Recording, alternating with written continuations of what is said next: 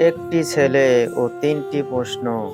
অনেক বছর আগে, তাবেঈনদের সময়ে, সাহাবীদের পরেই সেই সময় বাগদাদ ছিল ইসলামের এক বিখ্যাত শহর।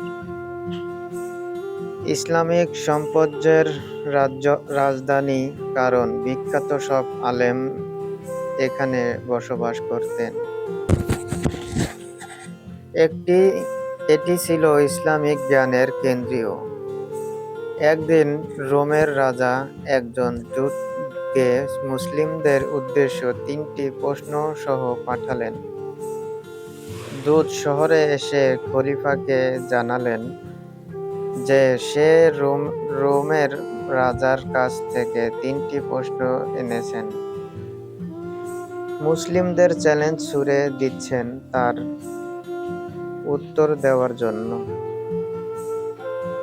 খলিফা সকল আলেমদের একত্র হতে বললেন এবং রোমান দূত একটি উচ্চ স্থানে দাঁড়ালেন এবং বললেন, আমি এসেছি তিনটি প্রশ্ন নিয়ে। যদি আপনারা এর উত্তর দিতে পারেন, আমি এ স্থান ত্যাগ করব প্রচুর সম্পদ রেখে, যা আমাকে রোমের রাজা সঙ্গে দিয়ে দিয়েছেন। প্রশ্নগুলো হলো: আল্লাহর আগে কি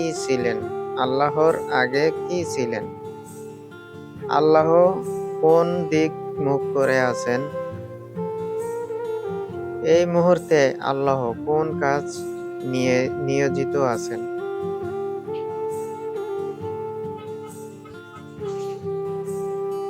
গল্পের প্রথম পার্ট দেখলেন, দ্বিতীয় পার্টের জন্য অপেক্ষা করুন।